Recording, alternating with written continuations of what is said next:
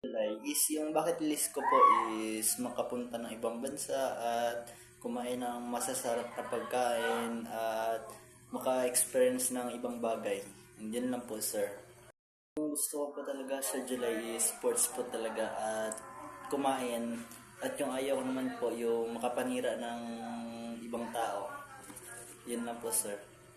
Vegetable experience ko na, sir, is yung natumba ng motor and malaking sugat, sir. At yung nahulog po ako sa kanal, sir, is masakit-sakit rin, sir. And yun lang po, sir. Plan ko talaga, sir, is sports lang talaga, sir. Kasi yung sports talaga, sir, is marami kang matutunan. And pagsayaw rin, sir. Kahit di na marunong, sir, basta marunong lang talaga sumayaw, sir. And I thank you, sir. Yung goal ko rin, sir, is makapagtapos ng pag-aaral and makatulong sa magulang para maiwasan natin ang mahirap na kalagayan, sir. Care routine ko, sir, is matulog and maglaro, sir. Pagkagabi, sir, kain na naman. Kakapagod kumain, sir, pero para sa katawan natin, sir, dapat huwag magpasobra, sir.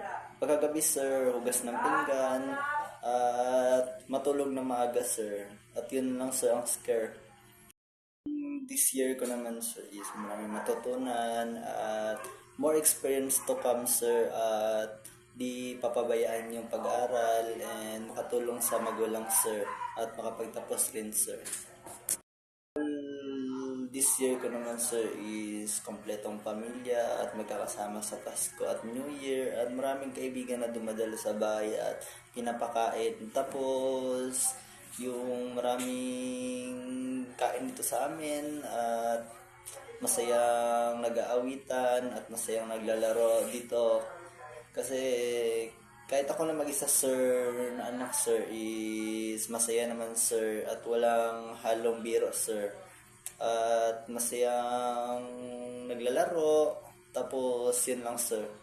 Sa July is yung weakness ko po is yung mag-away yung pamilya ko. And yung strength ko po is basketball at makapagtapos ng pag-aaral. At yun lang po.